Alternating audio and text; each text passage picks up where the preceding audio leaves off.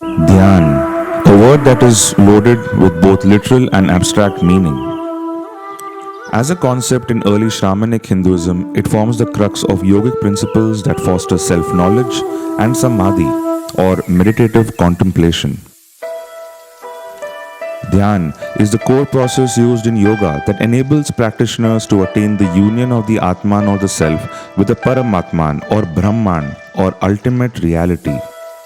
Originating around 6th century BC in the Indian subcontinent, even before the introduction of Buddhism and Jainism, Shramanas have engaged in Dhyan for millennia now.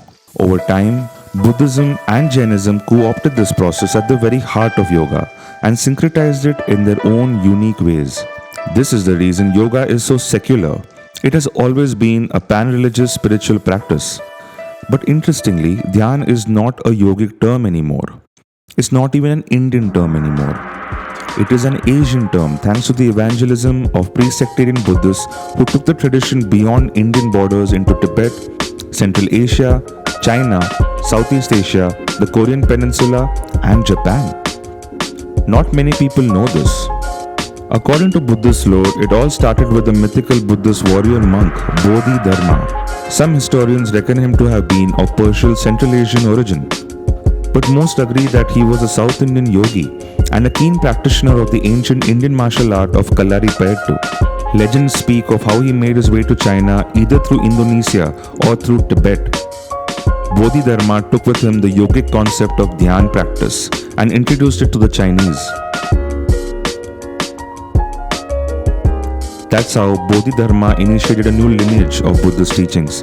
The syncretization of Dhyan with Chinese Taoism led to the genesis of what would eventually become Pure Land Buddhism or simply Chan Buddhism, the most widespread Buddhist sect in all of China and Taiwan.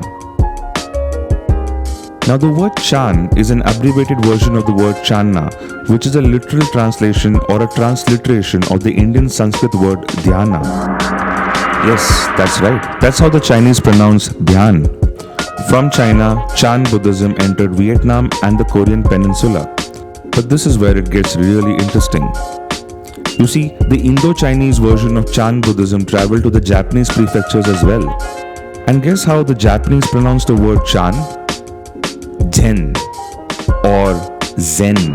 That's right. This is how over time Zen has also come to mean mindfulness and equanimity across the world, just like Dhyan in yoga.